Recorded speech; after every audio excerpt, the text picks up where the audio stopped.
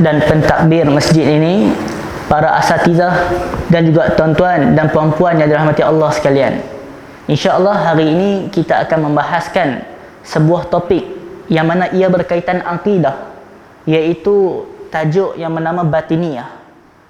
Sekarang ni mungkin perkara berkaitan batiniyah ni kita jarang dengar, tetapi hakikatnya ia ada di dalam umat Melayu kita, di dalam negara kita, ataupun setengah menyebutkan sebagai makrifat dan sebagainya. Jadi apa beza makrifat, hakikat, tarekat, syariat dengan batiniyah ni? Adakah mereka merupakan satu perkara yang sama ataupun berbeza? Itu kita akan bahaskan pada hari inilah. Ia perkara yang sama ataupun ia merupakan perkara yang berbeza. Bila kita sebutkan tentang batiniyah, yang pertama sekali kita kena ketahui siapa batiniyah dan apa itu batiniyah. Batiniyah ini, kata Al-Imam Ibn Jauzi, mereka ni adalah qaumun tasattaru bil Islam. Mereka ni adalah satu kaum yang mana tasattaru bil Islam. Mereka berselindung di atas nama Islam.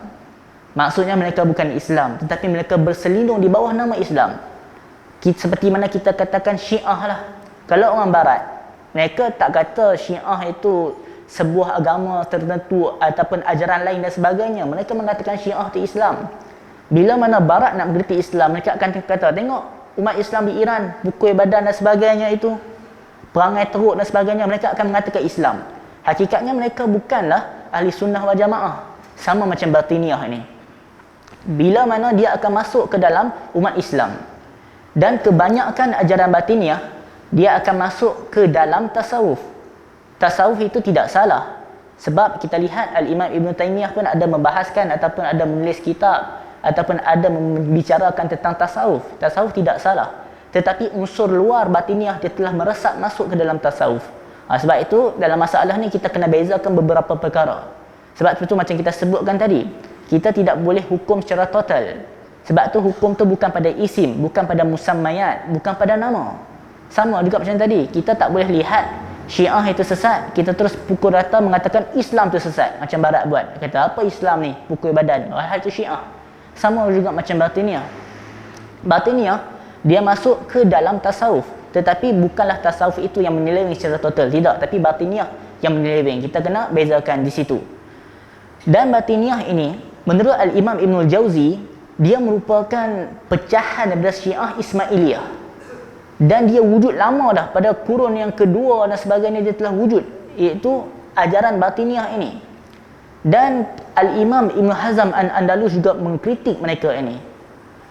Nama batiniyah, bila kita sebut batin, lawannya zahir.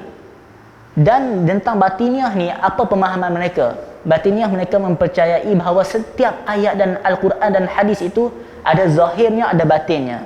Seperti mana disebutkan oleh Al-Imam Ibn Hajar Al-Asqalani dalam Fathul Bari, bahwasanya mereka mengatakan dalam Quran ada zahiran wa batinan. Ada zahir dan ada batin dalam Quran. Maksudnya zahir ni benda yang kita tengok sekali imbas, itu zahir. Tapi mereka memahami dengan lebih dalam bagi mereka, iaitu mereka mengatakan mereka memahami batin, dalamnya sekali. Itu adalah pemahaman yang salah dan pemahaman yang meleweng dalam golongan batiniyah ini. Dan kita lihat para ulama ahli sunnah wal jamaah dan ulama Islam menolak golongan batiniyah ni. Seperti mana siapa?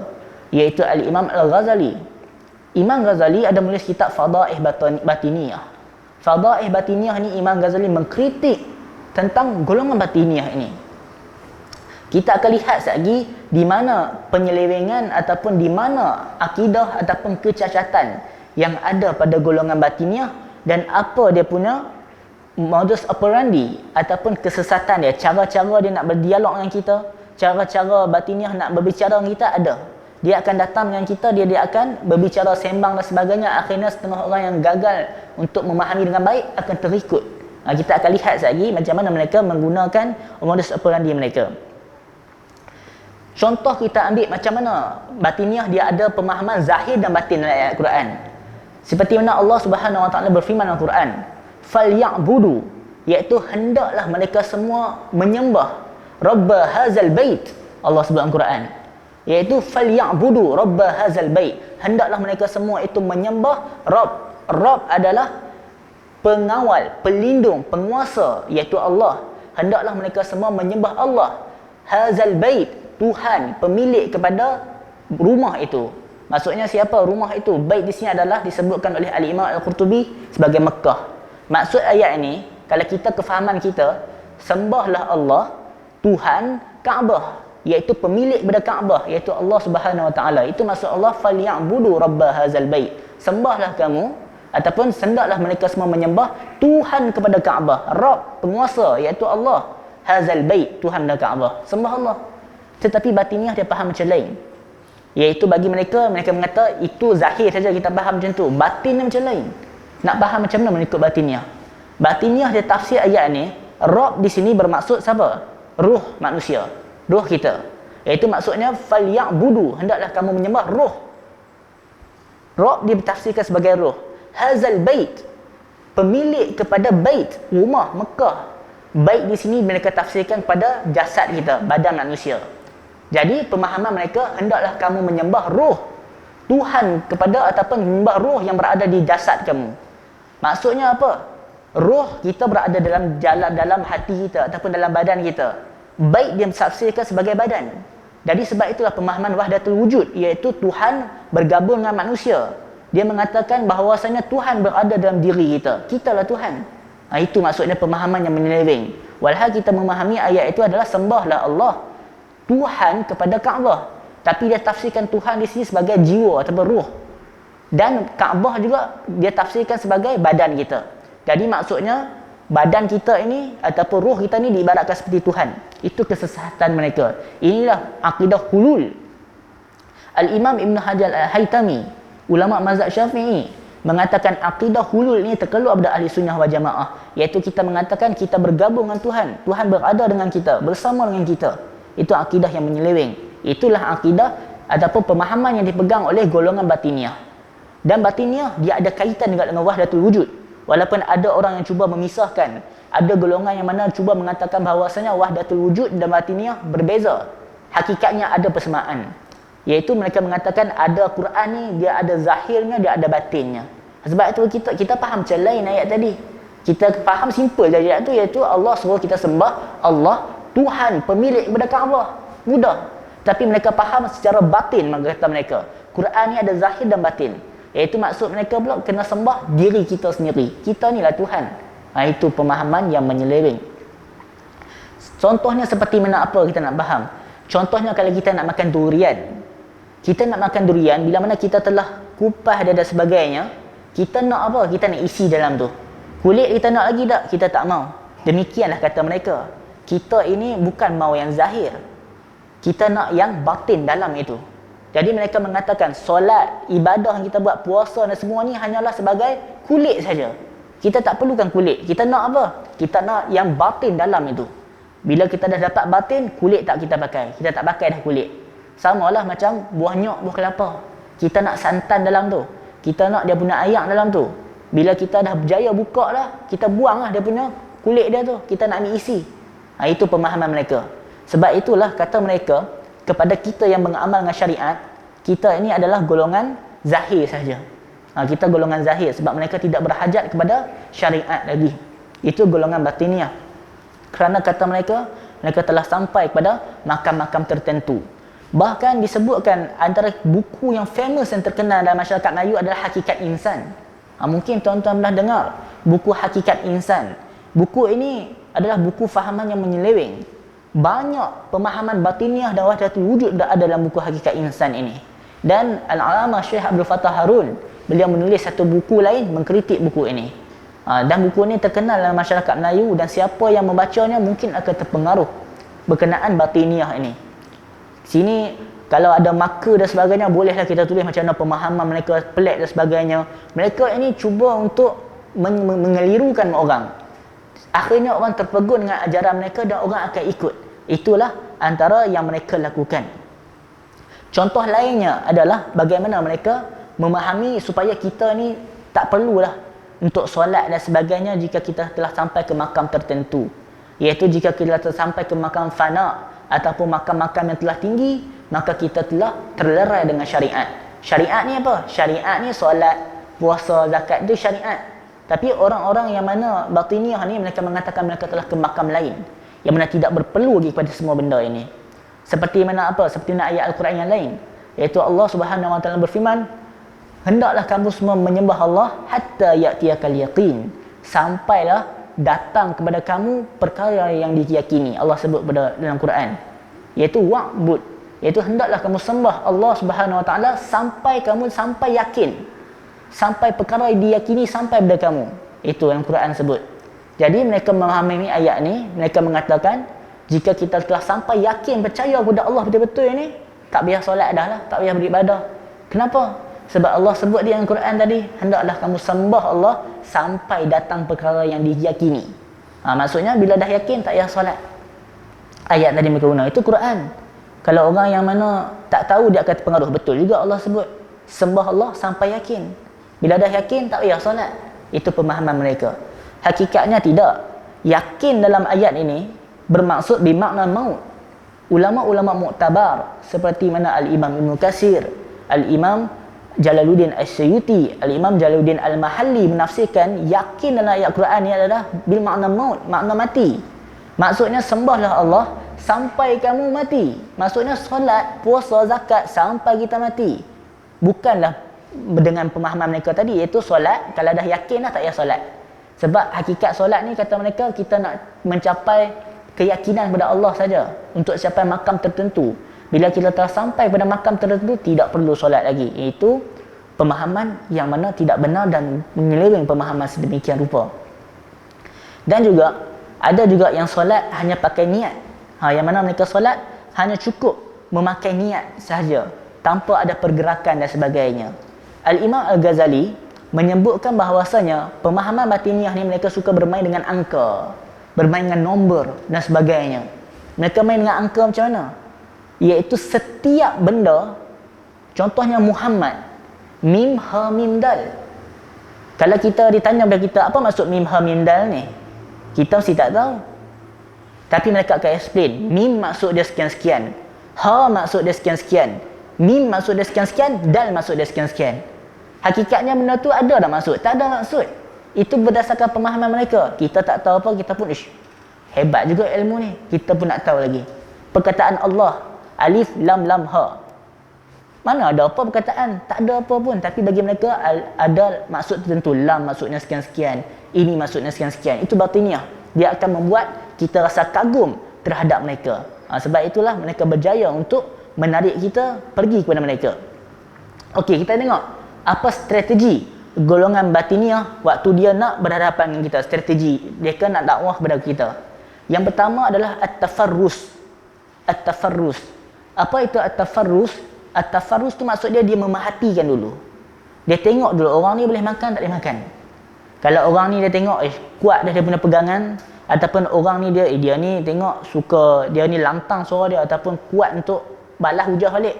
Dia ni suka kaki debat ni, tak boleh kita nak makan, dia tak akan pergi. Dia akan cari orang lain. Sebab itulah berdiskusi itu penting. Agama tidak melarang diskusi. Agama tidak melarang munazarah, perdebatan yang mana yang bermanfaat untuk menegakkan kebenaran dan menewaskan kebatilan. Sebab apa? Sebab itu dapat menyebabkan kita menegakkan hujah. Sebab itulah perdebatan itu bukanlah perkara yang dicela sekiranya ada dengan adab dan sebagainya. Sebab apa? Kita lihat Al-Imam Al-Muzanni, anak murid Imam Syafi'i. Kalau kita tengok dalam kitab Syiar A'lam Nubala, Al-Imam Zahabi ketika dia nak komentar tentang Imam Muzanni ni menyebutkan bahawasanya ahsanu munazir. Imam Muzanni ni sebagai debater yang hebat. Dia ni pakar dalam debat. Maksudnya ilmu perdebatan, diskusi kita kena ada. Supaya apa? Supaya kita dapat untuk bertahankan benda ini. Tetapi walau bagaimanapun tidak dinafikan ada hadis yang diriwayatkan oleh Imam Abu Daud yang mana sekiranya sesiapa yang meninggalkan perdebatan, Rasulullah menyebutkan ana za'ibun bi baiti fi rabatil jannah, iaitu Rasulullah mengatakan aku telah menjamin tempat siapa yang tinggalkan debat fi rabatil jannah, iaitu dia akan berada rumah di tepi syurga siapa yang meninggalkan debat. Memang ada hadis tu. Tapi adakah macam mana kita faham hadis tadi? Iaitu Rasulullah kata akan dapat syurga bagi siapa yang meninggalkan debat. Adakah kita tidak boleh untuk berdiskusi macam tu? Ketika mana di dalam syarah pada Sunan Abi Daud, ketika memahami hadis ni, maksudnya kalau perdebatan tu tak ada manfaat, sampai maki hamun orang dan sebagainya, waktu tu baru kita stop. baru kita stop, dan kita akan dijamin syurga nanti. Ada rumah di syurga kita akan dapat. Rasulullah dah sebut dalam riwayat Abu Daud tadi, kalau kita tinggalkan perdebatan. Tetapi sekiranya perdebatan itu tidak ada unsur-unsur negatif, maksudnya kita boleh kontrol lagi adab dan sebagainya, teruskan untuk menegakkan Islam dan sebagainya. Sebab kita tengok, kalau kita berdiskusi dan sebagainya, ada audiens yang tengok, ada audiens yang akan tengok. Mereka inilah yang penting. Kalau kita tak pandai untuk diskusi, kita kalah, nampak macam hujah kita rendah, orang akan terpengaruh dengan dia. Memang golongan batiniah, kita susah untuk berhujah dengan mereka. Kenapa? Sebab apa saja jawapan yang kita sebut tak betul di sisi dia. Contohnya apa? Dia akan tanya kepada kita, apa contohnya, kita sebut, dia tanya kita, insan tu apa? Insan, manusia tu apa? Kalau kita cakap manusia tu adalah satu makhluk yang diberikan roh, dia kata salah. Manusia itulah sekian-sekian-sekian. Dia akan bagi takrif dia. Sebenarnya jawapan kita pun betul, tapi dia faham ikut lain, dia nak ikut lain. Contohnya kalau dia tanya, ni apa? Kita tahu ni gelas. Kalau kita jawab ni gelas, dia akan jawab benda lain. Dia akan ikut falsafah kuno lain dan sebagainya, pusing-pusing. Dia akan nampak hebat lah. Itu, semua jawapan kita akan salah. Takkan ada jawapan yang betul pun. Itu batiniah. Dia pandai bermain dengan kata-kata. Dia pandai bermain dengan hujah dan sebagainya. Sebab itu, sama macam ni lah silat. Kalau kita ada orang silat lain, ada orang silat gayung, ada orang silat ni, maksudnya buah yang berbeza. Mana boleh nak bersatu dan sebagainya. Sama dengan masalah ni. Perbezaan dalam istilah dan sebagainya. Mereka pandai bermain dengan kata-kata dalam bab ini. Itu yang pertama. Dia akan tengok dulu at-tafarrus. Yang kedua adalah at-ta'nis. Apa tu at-ta'nis? Ta'nis itu mereka akan tengok apa yang mad'u, iaitu orang yang mereka nak pergi tackle tu suka.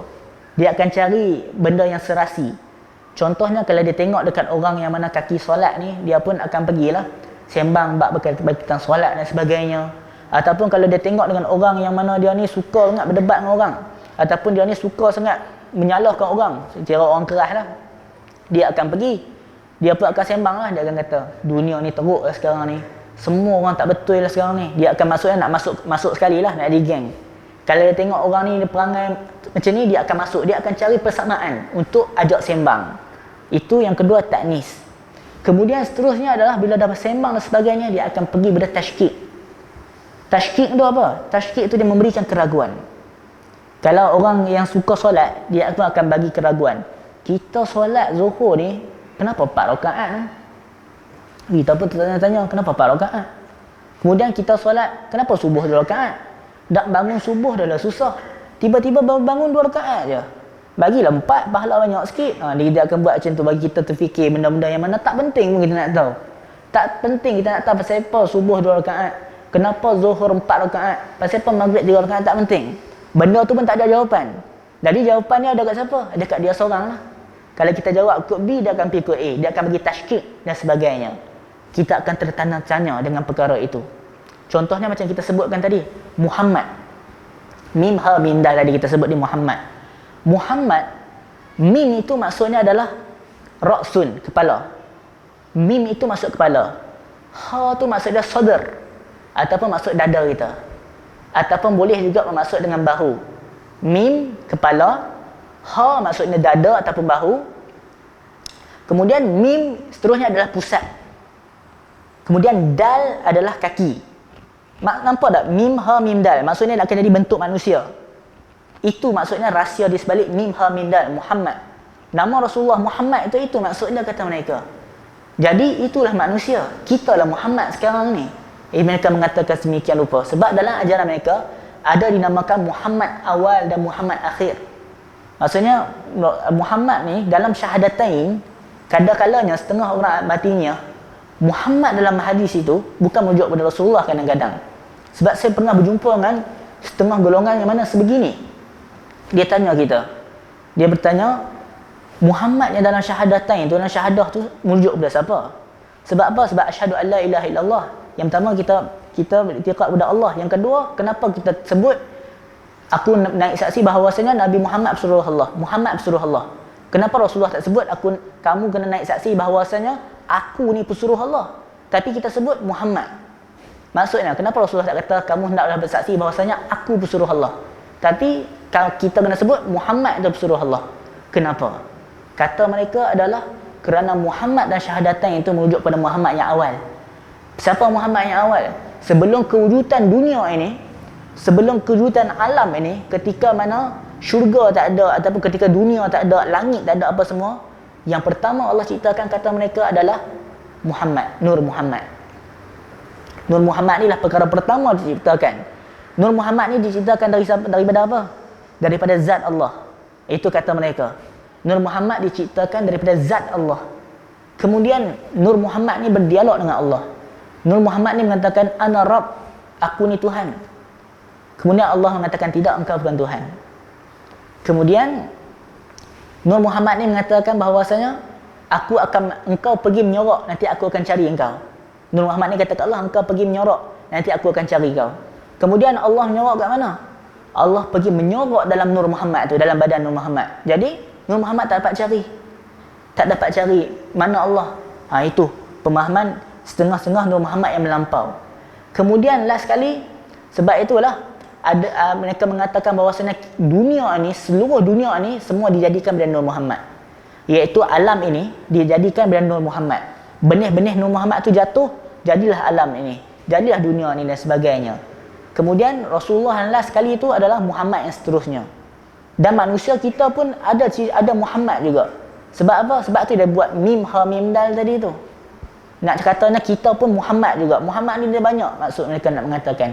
Itulah setengah ajaran batiniah yang mana yang agak menyeleweng dan sebagainya. Iaitu mereka bermain dengan kata-kata. Sehingga kan tidak perlu lagi kepada solat.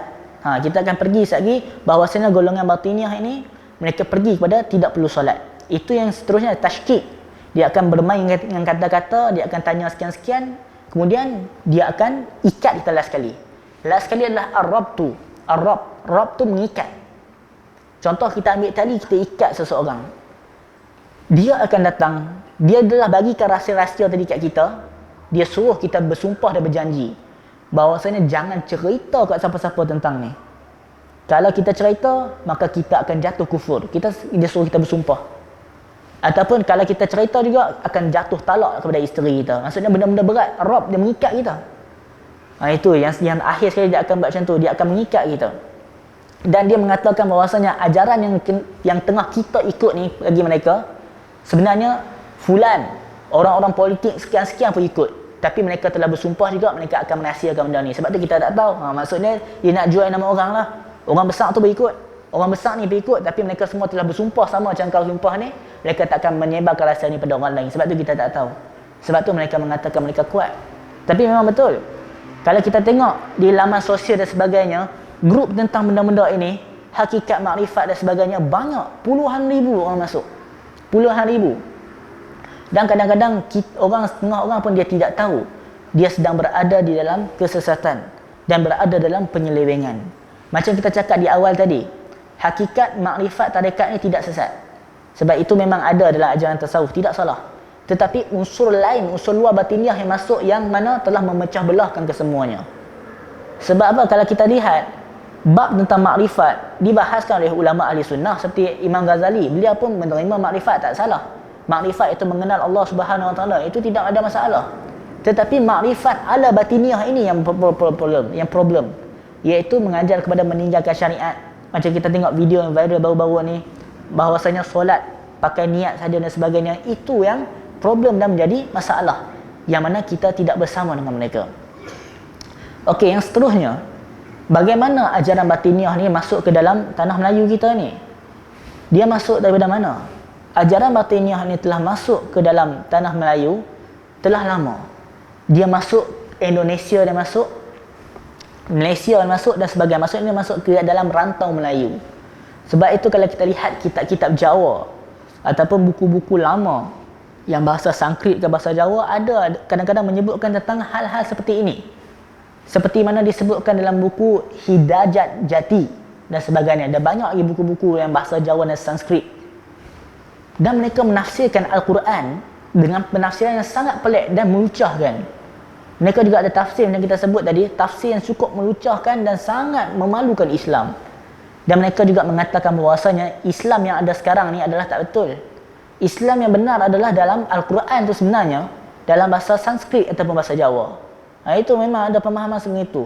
Al-Quran adalah dalam bahasa Sanskrit dan Jawa. Dalam Arab yang kita baca sekarang ni tak betul, telah diselewengkan, Arabanisasi dan sebagainya, nak mengarabkan kita. Jadi macam mana mereka menafsirkan surah Al-Baqarah, Zalikal Kitab? Yang ayat Zalikal Kitab itu penafsiran mereka lain. Kalau kita simple, Zalika adalah isim isyarah lil ba'id. Tapi bagi mereka Zalika bermaksud adalah kemaluan yang mana yang sedang naik mencana. Itu bagi mereka. Zalika adalah kemaluan yang sedang naik mencana. Ini adalah buku-buku yang kita sebutkan tadi. Seperti Hidayat Jati dan sebagainya, dan banyak lagi buku-buku lain yang mereka sebutkan.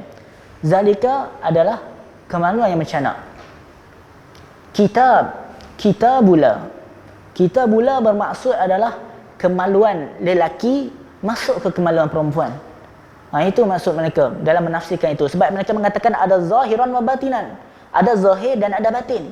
Jadi penafsiran menurut batin yang kita faham, kita duk baca tadabbur, tafsir situ, mereka kata itu zahir saja. Mereka ada batin yang lain. Itu maksud mereka, iaitu yang kedua kita sebut tadi dalam kitab la raiba fi, maksudnya lain pula.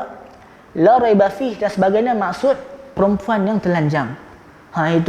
Itu penafsiran yang kita lihat, penafsiran yang mana yang lucah dan memalukan. Tetapi masih ada juga orang yang ikut. Sebab itulah kadang-kadang kita mungkin tengok tak logik dah ni, tapi ada orang ikut. Sebab itulah apabila kita telah berada dalam kesesatan, kita tak perasan benda itu. Kita tak tahu benda itu. Bila kita telah masuk dalam sesuatu perkara yang sesat, kita terus akan disesatkan dan kita mungkin akan jauh daripada kebenaran. Sebab itu ilmu tu penting. Sebab tu kita kena menuntut ilmu start dari sekarang. Bukan waktu mana kita telah masuk dalam ajaran tertentu barulah kita nak betul ke ni? Tak, kita kena ada ilmu dan asas yang betul-betul kuat dahulu sebelum kita terjun dan sebagainya. Dan seterusnya, berkenaan solat. Kalau kita buka dalam hakikat insan, alhamdu, sekiranya kata mereka kita telah faham maksud alhamdu, maka kita telah tak payah solat benda apa. Kalau kita telah memahami konsep alhamdu. Apa maksud alhamdu di sisi mereka?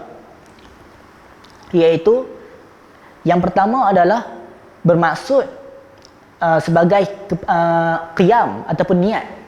Lam bermaksud sebagai qiyam, diri. Ha bermaksud sebagai rukuk. Kemudian mim bermaksud sebagai sujud. Dal bermaksud julus baina sajdatain, iaitu duduk antara dua sujud. Itu alhamdu. Betul kata mereka, kalau kita faham konsep alhamdu saja cukup, tak payah solat dah. Itu bagi pemahaman mereka. Enggak, mereka bermain dengan kata-kata. Imam Ghazali sendiri dah sebutkan dulu, mereka ni memang pandai bermain dengan abjad. Golongan batiniyah ni suka bermain dengan huruf dan abjad. Ini Imam Ghazali dah sebut dalam Fadaih Batiniyah ketika membahaskan masalah batiniyah ni. Dan betul benda tu berlaku zaman sekarang. Bukalah hakikat kitab, hakikat insan. Mungkin pernah baca sebagainya. Benda-benda ni ada. Dia bermain dengan abjad, dia bermain dengan nombor tertentu dan sebagainya. Akhirnya orang rasa kagum.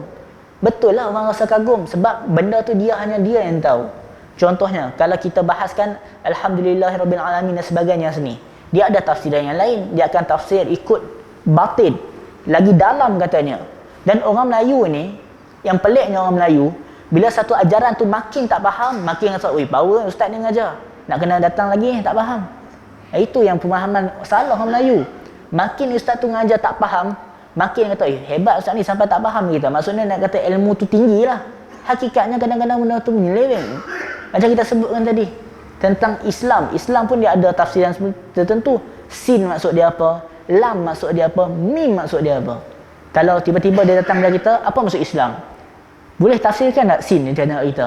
Kita pun tak tahu sin maksud apa, mim maksud apa. Kita pun blur. Pernah nak kata, kalau nak tahu benda ni, datang kat majlis kami sekian-sekian, tapi rahsia, jangan beritahu orang.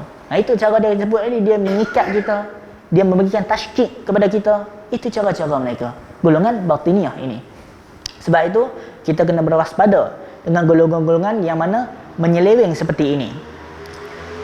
Sebab itulah Imam Ghazali telah sebutkan, macam kita sebutkan tadi, batiniyah ini dia adalah golongan yang mana asalnya golongan luar, yang mungkin kalah ketika peperangan, Mereka mungkin kalah perang dengan tentera Islam pada zaman dahulu. Mungkin negara mereka telah ditakluki oleh Islam. Tentera Islam masuk menguasai di sana. Kemudian mereka nak hidup, nak survive macam mana? Kalau mereka nak menunjukkan mereka itu kufur, mereka tak ada kuasa. Jadi mereka nak hidup dalam telangan umat Islam. Jadi apa mereka lakukan? Takkan mereka nak kata keluar dari Islam. Nanti mereka kena diperangi. Mereka akan masuk menginap Islam macam kita sebut tadi. Dan dia akan buatlah ajaran-ajaran tertentu untuk bagi orang jauh daripada syariat. Sebab tu Imam Ghazali dah sebut dah, tujuan mereka adalah ibtalu syara'i. Itu Imam Ghazali kata, untuk membatalkan syariat, untuk menyebabkan syariat itu terbatal, untuk menyebabkan solat, puasa dan sebagainya terbatal. Mereka akan masuk ke dalam jarum-jarum halus. Itu golongan batiniah. Mereka tak kata pun solat ni tak elok, ini tak elok, tak. Tapi mereka mengatakan dalam ayat Al-Quran semuanya ada zahir dan batin. Mereka akan datang ke arah itu. Mereka datang dengan jarum halus. Itu yang Imam Ghazali menyebutkan. Dan juga disebutkan oleh ulama yang terdahulu bahwasanya anna darara batiniyah, sesungguhnya darar, kemudaratan, keburukan, bahaya yang batiniyah ini adalah ala muslimin, ke atas orang muslimin. Iaitu keburukan, bahayanya golongan batiniyah ke atas orang muslimin ni a'zamu min Yahudi wa Nasara. Lebih bahaya dan dahsyat daripada Yahudi dan Nasrani. Itu ulama dulu sebut. Batiniyah ni a'zamu min Yahudi wa Nasara. Lagi dahsyat bahaya daripada Yahudi dan Nasrani. Sebab apa? Nasrani, Yahudi, kita tahu mereka sesat, kafir. Tapi batiniah ni kita tahu tak? Tak tahu. Kadang-kadang ada yang mana berjubah, berserban dan sebagainya yang mengajar benda-benda macam ni. Yang mengajar kepada benda perkara-perkara macam ni. Dan akhirnya kita pun tak tahu. Sebab itulah ulama silam dah sebut dah, bahawasanya batiniah ni lagi dahsyat, lagi bahaya, dia punya darar, dia punya musibah dia ke atas orang Islam, orang beriman berbanding Yahudi dan Nasrani. Sebab kita tak tahu. Sebab tu dia ada beza macam kita sebut mehnah dengan fitnah. Ataupun mehnah tu maksudnya ujian. Kita tahu yang mana benar, yang mana salah. Tapi fitnah tu kita sama-sama. Kita tak tahu ini betul ke ini betul. Dua-dua pakai sorban ni, dua-dua pakai jubah. Sama mana satu betul dan satu salah. Itu fitnah. Sebab tu nama fitnah, kalau kita tengok bab akhir zaman, banyak sebut kitabul fitan. Kitab tentang fitnah akhir zaman. Fitnah tu maksud ujian yang menyebabkan manusia ni tak tahu nak pilih baina amrain, antara dua benda. Dia satu benda yang susah untuk kita pilih. Itu beza antara fitnah dan mehnah. Sebab itulah bahaya untuk kita mengetahui ataupun untuk kita mendalami tentang perkara-perkara batiniah ini dan sebagainya. Dan kalau kita tengok juga buku Hakikat Insan, dia ada menyebutkan bahawasanya pengarang buku itu mengatakan dia telah bertemu dengan Allah Subhanahu Wa Taala ataupun Nabi Muhammad, belajar tentang solat, dan dia disaksikan apa wahyu baru ataupun pelajaran baru yang dapat dari itu oleh Nabi Yusuf. Imam Syafi'i menyaksikan dan sebagainya itu. Dia kata dia dapat satu ilmu baru, dia dapat satu cara solat baru daripada Allah dan Rasul, disaksikan Nabi Yusuf, disaksikan Imam Syafi'i dan sebagainya. Kita dengar mungkin kita kata, alah tak apalah, aku memang takkan terikut ajaran ni. Kita kata macam tu.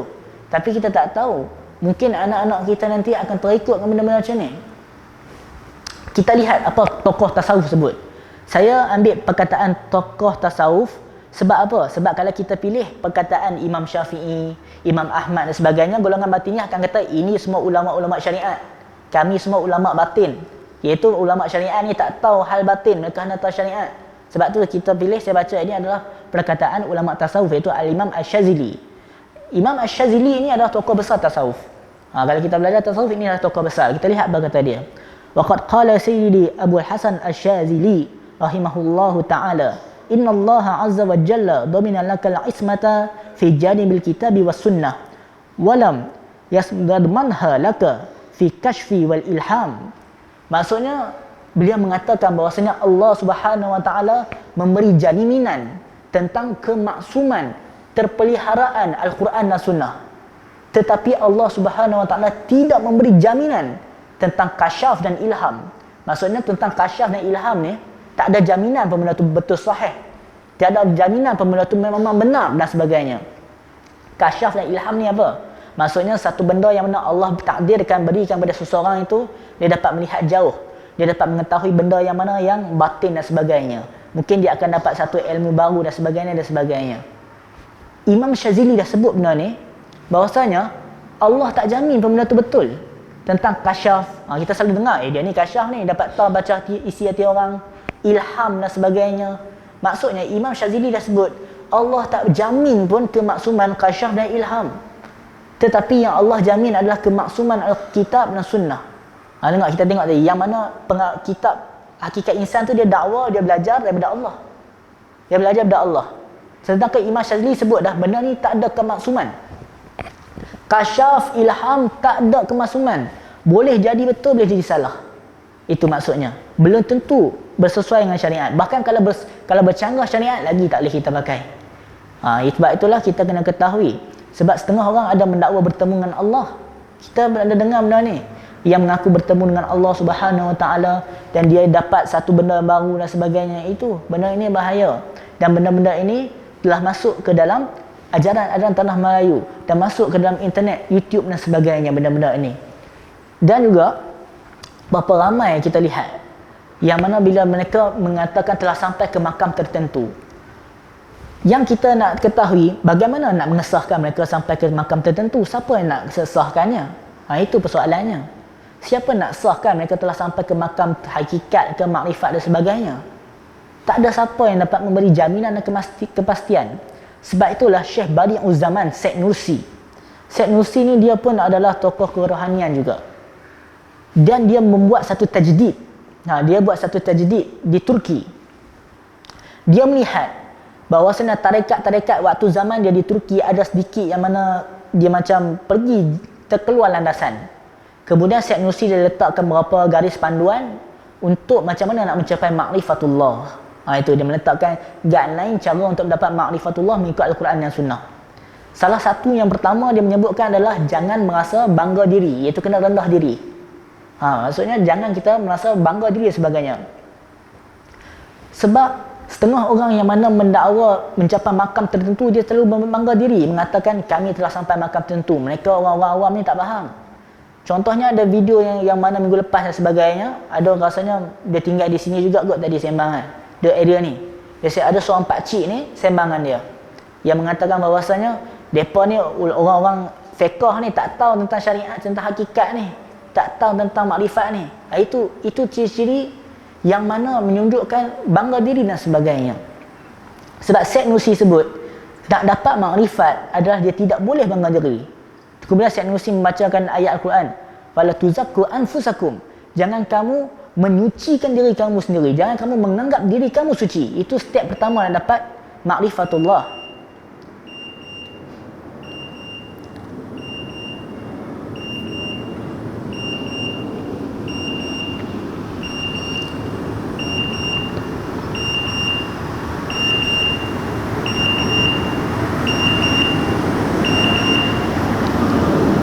Azan dulu ke macam mana? Ya, teruskan. Okey. Dan seterusnya, batiniah ini mereka mengatakan ada ilmu yang mana ilmu ini hanya diajarkan kepada orang-orang tertentu saja. Orang-orang lain tak tahu. Maksudnya Rasulullah hanya ajar ilmu ni pada orang-orang tertentu. Sebelum ni pun saya dah ada ceramah kuliah tentang batiniah ini dan ada diupload di YouTube. Kemudian saya tengok di komentar di YouTube tu ada orang tanya, habis tu bagaimana dengan hadis yang menunjukkan Abu Hurairah dia ada tahu satu perkara tapi dia tak beritahu orang. Macam mana benda itu? Sebab kita sebut tadi pertama, dia pun mengatakan bahawasanya ada benda yang Abu Hurairah tahu ilmu tersebut tapi Abu Hurairah tak cerita ke orang lain. Rasulullah bagi tahu ke Abu Hurairah saja. Ini menunjukkan ilmu yang Rasulullah cerita ke Abu Hurairah itu adalah ilmu makrifat, kata mereka. Itulah ilmu batiniah. Betul ke itu dan sebagainya? Yang pertama kita kena ketahui, Rasulullah SAW tidak akan menyembunyikan perkara tentang dunia akhirat ataupun tentang terutama yang berkenaan akhirat. Rasulullah tak akan sembunyikan. Itu bukan sifat Nabi. Sifat para Rasul adalah mereka tidak akan menyembunyikan wahyu. Sebab tu Allah Subhanahu Wa Taala sebut dalam Quran, Ya ayyuhar Rasul, balligh ma unzila ilaik min rabbik. Ataupun balik ma unzila ilaika min rabbik, wahai Rasul, sampaikanlah apa yang telah diwahyukan kepada kamu. Maksudnya Allah suruh para Nabi sampaikan apa diwahyukan kepada mereka. Jadi maksudnya Nabi memang akan sampaikan kepada kita berkenaan wahyu.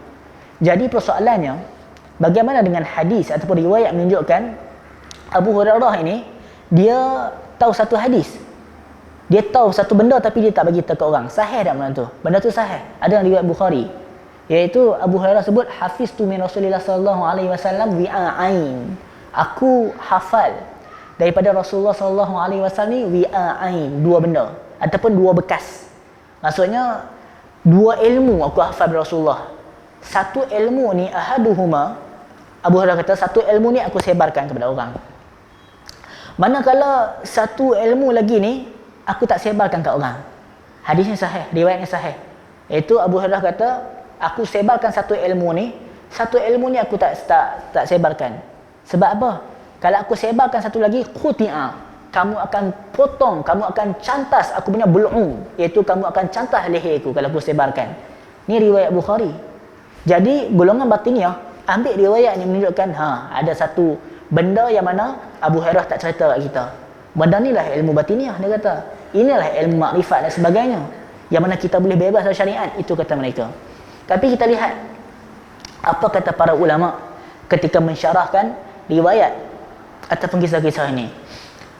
Al-Imam Al-Qurtubi ketika mana membahaskan riwayat ini mengatakan benda yang Abu Hurairah rahsiakan dia adalah a'yan fi a'yani munafiqin wa murtadin, iaitu Abu Hurairah dia tahu tentang nama-nama orang munafik dan orang murtad. Sebab tu dia tak cerita. Kalau dia cerita nama-nama orang munafik, dia cerita nama-nama orang murtad, mereka akan pancung leher dia. Itu maksud dia kenapa dia tak cerita. Bukan ada ilmu baru tak. Sebab dia tahu siapa orang munafik dalam kalangan sahabat dan siapa orang murtad yang akan murtad nanti. Sebab tu kalau mereka tahu, mereka akan quti'a, mereka akan potong aku punya, tak akan pancung aku punya leher. Sebab tu dia tak cerita. Itu kata Imam Al-Qurtubi. Manakala di dalam kitab Fathul Bari oleh Ibn Hajar Asqalani, Ibn Hajar Asqalani pula mengatakan adalah itu berkenaan asyratis sa'ah. Itu adalah berkenaan perkara yang akan berlaku di akhir zaman tentang kiamat. Maksudnya huru-hara yang akan terjadi pada hari kiamat. Sebab kalau kita tengok hadis-hadis tentang hari kiamat, hadis tentang Malhamatul Kubra.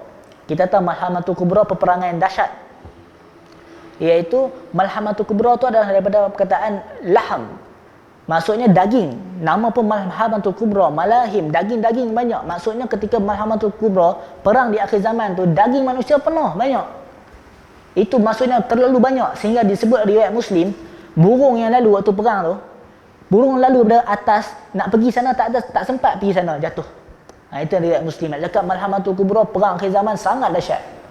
Dan di dalam riwayat Muslim ini Rasulullah menyebutkan Rasulullah tahu nama-nama orang yang naik kuda tersebut waktu perang tersebut. 10 orang. Ada 10 orang yang naik kuda. Yang mana mereka nak pergi jumpa Dajjal dan sebagainya. Rasulullah tahu nama-nama tersebut. Jadi menurut Ibn Hajar Asqalani, mungkin benda-benda yang mana yang Rasulullah sebut ke Abu Hurairah tu tentang apa akan jadi di akhir zaman nanti. Nama-nama mereka siapa. Siapa yang lebih spesifik.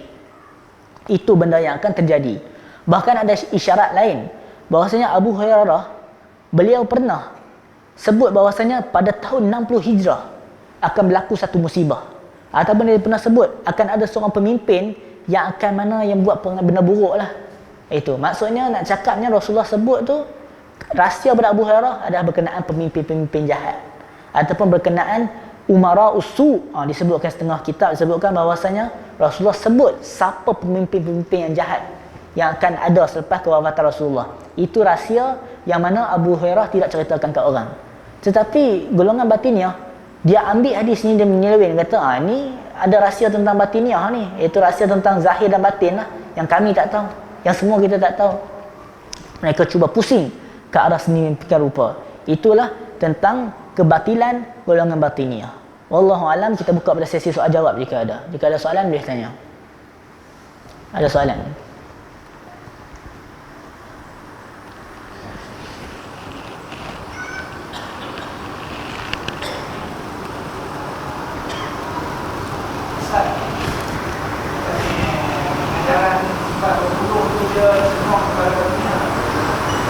Ya.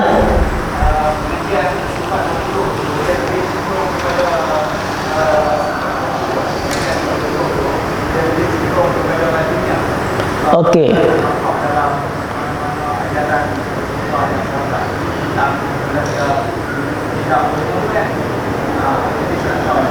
Okey, jawapannya adalah tidak, dia tidak menjurus ke arah perkara-perkara batiniah itu. Kita telah sebutkan tadi, pengajian akidah kalau mengikut Asy'ariyah dan sebagainya ataupun ajaran yang lain, dia tidak menjurus kepada batiniah ajaran tersebut jika dibahaskan dengan benar. Sebab batiniah ni kita sebut, dia seperti mana disebutkan oleh Ibnu Jauzi, hum tasattaru bil Islam, mereka berselindung di balik Islam. Maksudnya mereka asal dulu bukan Islam pun. Bukan Islam. Cuma mereka masuk ke dalam golongan Islam untuk memecah belahkan dan mengeluarkan benda syariat. Kalau belajar sifat 20 tidak mengajar kepada keluar syariat. Cuma adalah perbahasan falsafah dan sebagainya, tapi dia tidak mengajar keluar syariat. Tapi batiniah ini, dia memang mengajar supaya memang kita kena keluar syariat. Macam Imam Ghazali sendiri sebut. Imam Ghazali Asy'ariyah. Imam Ghazali juga tokoh ahli kalam. Tapi Imam Ghazali, beliau tidak pun untuk dia membenarkan keluar syariah. Bahkan Imam Ghazali menyebutkan, seperti dinukilkan oleh Khatib Syirbini dalam Muqni Muhtaj, siapa yang mengatakan annahu bainahu wa baina Allahi halah, siapa yang mengatakan di antara dia, siapa yang mengatakan dia seseorang itu, dia mengaku dia ada halah, dia ada kedudukan special istimewa di sisi Allah, maka dia tak payah solat, kewajipan solatnya tergugur, dia tak payah puasa. Siapa yang dakwa macam ni, kata Imam Ghazali, dia dakwa dia boleh tergugur kewajipan solat puasa sebab ada kedudukan special di sisi Allah, maka dia boleh yuqtal, dia boleh dibunuh sebab dia telah keluar syariat.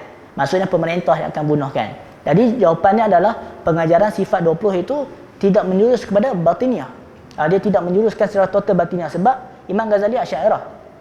Tetapi dia juga tulis kitab Fadaih Batiniah mengkritik golongan tersebut, golongan batiniah ni. Jadi sebab itulah yang mana menjurus kepada batiniah sekiranya ajaran tasawuf yang tersasar. Tasawuf tak tersasar, tetapi sekiranya orang yang mana salah bawa tasawuf. Macam kita sebut tadi lah, Islam betul tak ada masalah, tetapi orang yang salah bawa Islam yang tersasar itu. Itu jawapan dia. Wallahu a'lam. Ada soalan?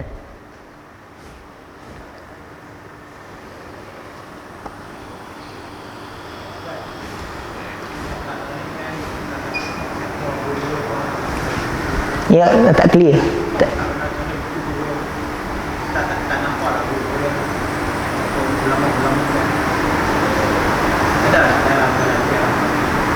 Maksudnya yang ulama ke arah mana? Oh, yang mana yang di Malaysia sekarang ni?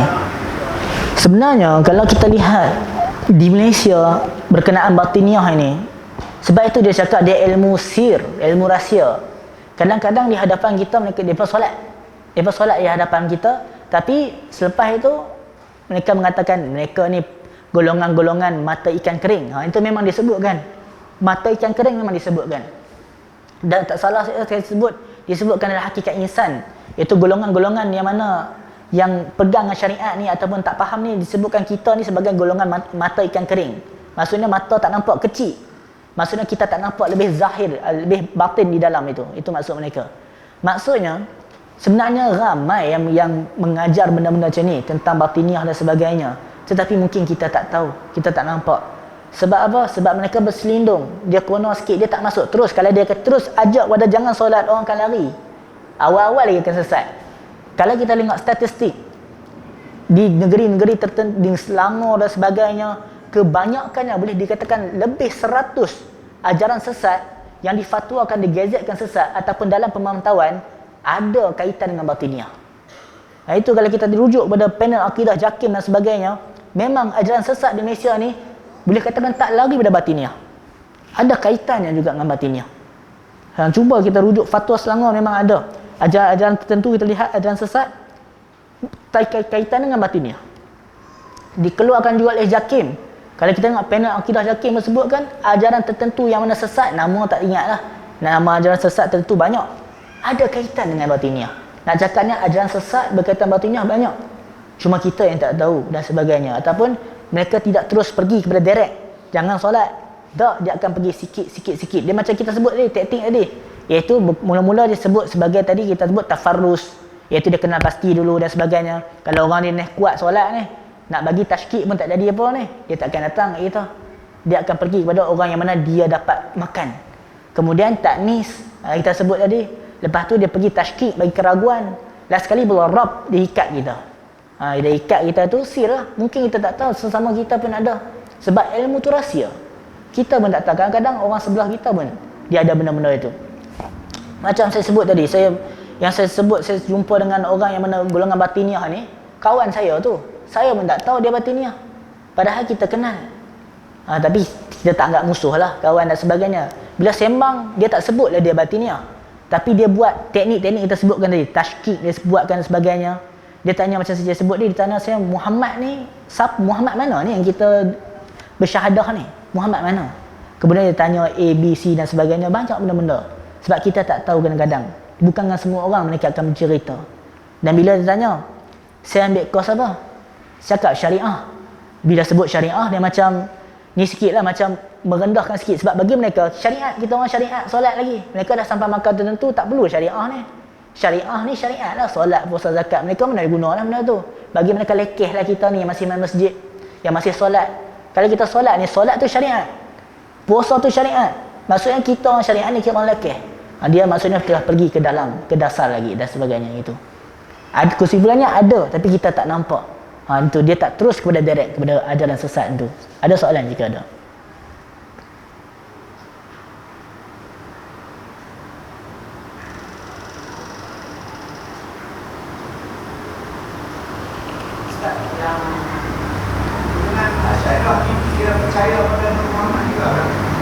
Okey. Nur Muhammad. Nur Muhammad ni dia ada banyak versi. Sekiranya kita memahami Nur Muhammad sebagai nur itu adalah Rasulullah itu datang membawa cahaya, cahaya Islam, iaitu mengeluarkan jahiliah daripada kegelapan, itu kita terima, tak ada masalah. Tetapi sekiranya kita memahami nur di sini adalah sebagai yang kita sebutkan awal-awal tadi, itu yang problem. Dan berkenaan soalan tadi, itu ada berbeza-beza yang dalam memahami itu. Dalam ulama akidah tadi pun berbeza-beza. Sebab apa? Bukan semua Asy'ariyah mempercayai perkara itu.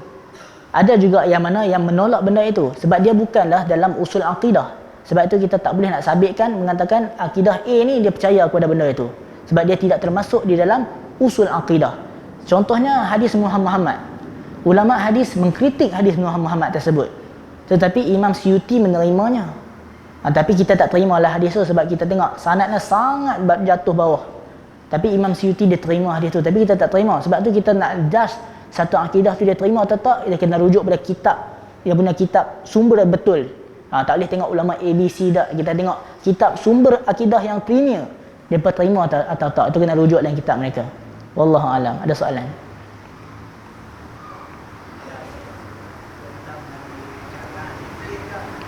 Ya. Itu yang mereka katakan. Mereka mengatakan adalah kita yang mengaji agama ini hanya sekadar kulit sahaja, macam kita sebutkan tadi, syariat. Sebab itu kalau kita tengok dia ada makam, kalau kita belajar tasawuf, yang ni yang betul yang tak sesat. Kalau tasawuf, dia ada syariat, kemudian tarekat, hakikat, makrifat. Ini betul, tak ada masalah, okey je belajar. Kalau ikut step tasawuf yang betul, tak ada masalah. Tetapi kalau step batiniah ini, dia step yang sama, tetapi pemahaman yang berbeza. Sebab apa? Sebab bagi mereka, kalau kita belajar tasawuf yang betul, seperti mana kalau sampai makam makrifat sekalipun, solat kena jalan. Itu kalau tasawuf yang betul. Kalau dah sampai makam makrifat pun kena jalan. Macam kita sebut perkataan Imam Ghazali tadi. Siapa yang kata bainahu wa bainallahi hala, siapa yang kata dia dengan Allah dah ada tahap makrifat yang special, dia tak perlu solat lagi. Orang ni adalah orang yang boleh dibunuh, kata Imam Ghazali. Maksudnya nak cakap dia boleh terkeluar dari Islam. Maksudnya makrifat ikut yang benar, kena solat juga. Bahkan nak capai ke tahap wali ataupun makrifat ini, kalau kita lihat dalam hadis, apa ciri-ciri dia? Ciri-ciri adalah yataqarrabu ilayya bin nawafil. Itu yang Allah sebut hadis kursi, hadis qudusi. Iaitu ciri-ciri awliya, ciri-ciri wali Allah adalah yataqarrabu ilayya bin nawafil. Orang yang mana dia buat banyak amalan sunat untuk dekat diri dengan Allah. Maksudnya wali-wali pun kena juga solat. Tapi kalau mengikut setengah ajaran batiniah, bila dah sampai makam tentu, solat tak payah dah. Dia kena buat apa? Solat daim. Itu solat daim. Saya lupa sebut solat daim dia. Solat daim tu berkenaan apa solat daim? Solat daim, daim tu maksud dia istimrar, berterusan. Daim ni, perkataan daim adalah disebut dalam Quran. allazina hum ala solatihim daimun. Itu Allah sebut dalam Quran, iaitu orang-orang yang mana mereka sentiasa melakukan solat, daimun. Maksud ayat ni adalah orang yang mana dia khusyuk kepada Allah, sentiasa beribadah, solat sentiasa daimun. Tapi setengah batiniah yang salah faham, mereka mengatakan kami adalah solat daim. Maksudnya kami tak solat fardu yang macam biasa tu, kami solat daim. Macam mana solat daim? Pada setiap nafas yang keluar, itulah solat. Setiap nafas yang keluar itulah zikir dan solat. Itu memang ada benda-benda macam tu. Try lah buka dan sebagainya, tengoklah buku-buku lain dan sebagainya berkenaan hal ini. Itu yang mereka mengatakan, setiap nafas yang keluar itu adalah solat dan zikir. Itu kata mereka solat daim. Sedangkan Quran sebut lain. Kalau kita tengok video-video orang debate di YouTube dan sebagainya yang katakan kami solat daim, itu bagi mereka solat daim. Kalau maksud mereka solat daim sentiasa mengingati Allah, itu kita terima.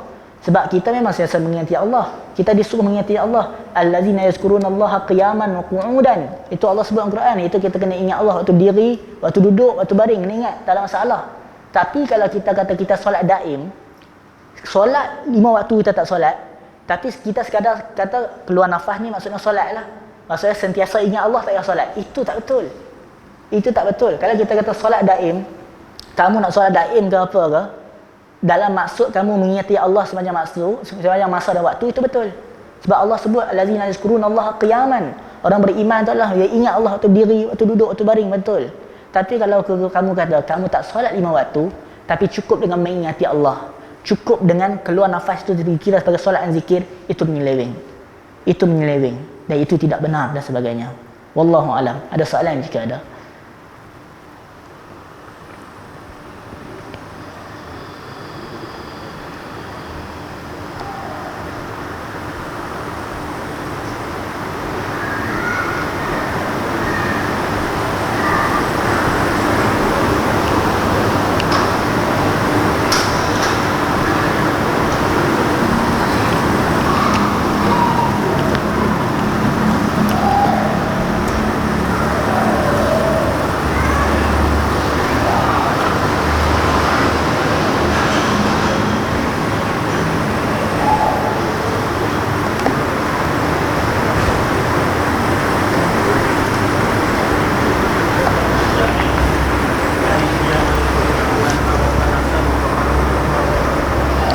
Hadis tu, hadis mana siapa yang mana mengenal Tuhan tapi dia mengenal diri sebagai hadis, semua berkaitan benda itu. Hadis-hadis itu semua dikritik oleh para ulama hadis, dan dia tidaklah sahih dan sebagainya. Dia ada kaitan juga hadis tu berkenaan yang kita sebutkan tadi. Bila mana dia telah mengenal sesuatu benda, akhirnya kalau pemahaman yang menyeleweng dan salah, dia akan mengatakan bahawasanya di dalam jiwa dia itulah sebagai Rab, kalau dia salah faham hadis tersebut. Walau bagaimanapun hadis itu memang dikritik banyak dalam sanadnya oleh ulama hadis, dan benda ini juga disebutkan juga oleh Syekh Dr. Abdul Fattah Harun ketika mengkritik buku Hakikat Insan. Hakikatnya apa? Ma'rifatullah, kenal Allah itu lebih penting. Kenal Allah lebih dahulu yang penting. Itu semua ajaran mengajak kepada ma'rifatullah. Contohnya kita tengok kalau Ibn Taymiyah pun dia ada ma'rifatullah, tapi gaya mengikut Al-Quran dan hadis, mengikut sunnah, iaitu dengan banyak melakukan ibadah nawafil dan sebagainya. Itu lebih penting daripada kita mengenal yang lain dan sebagainya. Kebanyakan yang salah faham memahami hadis tadi itu, mereka akhirnya mengatakan bahawasanya diri mereka lah Tuhan. Sebab tu kalau kita tengok ada disebutkan, ada seorang syekh, memang ada disebutkan buku, saya tak ingat kita apa, dia nampak kalbun, iaitu nampak anjing. Kemudian dia kata apa? Haza Rabbi, inilah Tuhan aku. Sebab dia telah kenal diri dia, dan maka dia telah terzahir Tuhan pada wajah lain dan sebagainya. Dia dah betul-betul kenal diri, jadi dia mengatakan bahawasanya dia tengok semua nampak Allah Subhanahu Wa Taala. Dia tengok anjing lalu dia kata Haza Rabbi, ini Tuhan aku. Tapi setengah orang yang mempertahankan dia kata tak boleh kata dia kafir, tak boleh kata dia sesat. Sebab apa? Sebab dia telah sampai ke makam lain. Yang dia nampak itu bukan anjing, yang dia nampak itu adalah cerminan Tuhan. Nampak bermain kata-kata dan sebagainya. Cuba untuk takwil.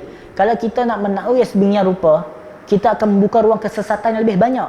Orang lain boleh dakwa itu Tuhan dan sebagainya. Akhirnya masyarakat akan terus ke dalam kesesatan dan kejahilan dan sebagainya. Kalau kita tengok pokok dan sebagainya, kita ingat kebesaran Allah, itu okey, tak ada masalah. Tapi kalau kita tengok pokok, kita kata haza rabbi, ini Tuhan aku. Lepas tu bila orang tegur, tak boleh kata itu, boleh menimbulkan syirik. Dia kata, tak, aku nampak benda lain di sebalik Tuhan. Bermain dengan kata-kata. Benda-benda macam inilah yang berbahaya sebenarnya pada akidah. Dan benda ni memang terjadi, yang kata haza rabbi. Dia tengok kalbun tadi tu memang ada. Dan ada disebutkan kitab-kitab yang terdahulu, tapi cuma saya tak ingat kitab apa dan sebagainya. Dan bila sebut tentang soalan Ustaz tanya tadi, Ustaz Zabri tanya, saya teringat lagi satu hadis yang menurut hadis ini dikritik oleh para ulama, iaitu yang mengatakan, dikatakan konon Rasulullah bersabda, ana Ahmad bila mim, ana Arabi bila ain. Iaitu ana Ahmad, aku adalah Ahmad tanpa mim. Cuba tengok, kalau huruf Ahmad, eja Ahmad dalam Arab lah, buang huruf mim, jadi apa? Ahad. Ahad maksud apa? Esa, tunggal. Jadi mereka nak seolah-olah nak mengatakan bahawasanya Rasulullah itulah adalah ada sifat ketuhanan. Dan ana Arabi bila ain, eja Arabi buang ain, jadi apa? Rabb. Jadi nak mengatakan seolah-olah sifat Tuhan itu ada pada Rasulullah. Setengah orang yang mana salah memahami hadis ini, dia cuba untuk mengatakan seolah-olah Rasulullah itu sebagai Tuhan. Itu kalau pemahaman yang menyeleweng, dia akan berbahaya, dia akan bawa ke jalan-jalan yang lain dan sebagainya. Wallahu a'lam. Ada soalan terakhir jika ada sebelum solat.